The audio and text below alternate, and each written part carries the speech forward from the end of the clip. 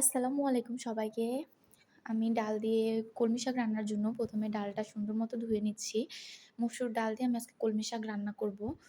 তারপর মসুর ডালটা আমি চুলায় বসিয়ে দিয়েছি। এই ডালে পরিমাণ মতো পানি, একটু সামান্য লবণ আর সামান্য হলুদ দিয়ে দিচ্ছি।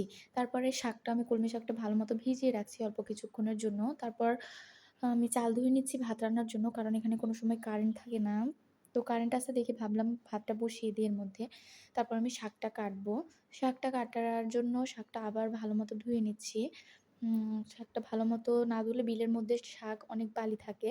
তারপর আমি কাঁচামরিচ, রসুন, পেঁয়াজ এগুলো কুচি, কুচি করে কেটে নেব। এগুলো কোটা হওয়ার পরে আমি শাকটাও এর মাঝে কেটে নিয়েছি। এটা দেখাতে পারিনি।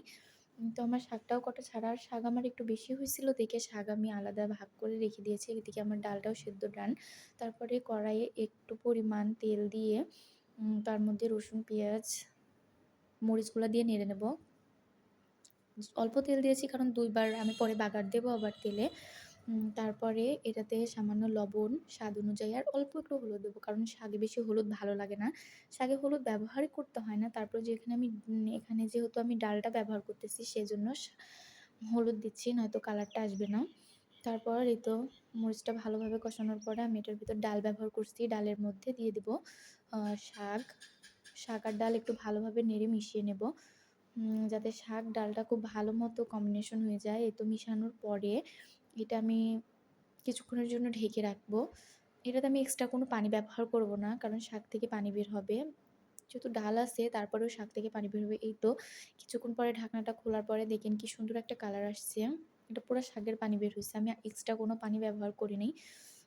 তারপরে আমি যেহেতু এটা বাগার দেবো এজন্য এটা নামিয়ে নেব। নামিয়ে নেওয়ার পরে কড়াইয়ে অল্প তেল, রসুন আমি পাটায় পিষে নিয়েছি, একটু থেতিয়ে নিয়েছি। তারপরে গোটা শুকনা মরিচ, গোটা জিরা দিয়ে এটা ফোড়ন দেব।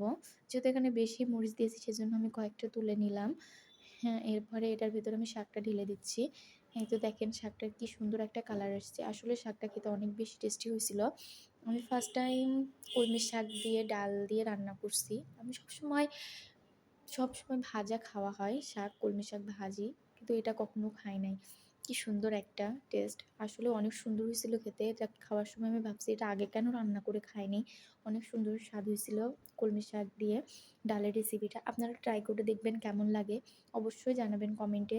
আজকে এই পর্যন্ত। আল্লাহ হাফেজ।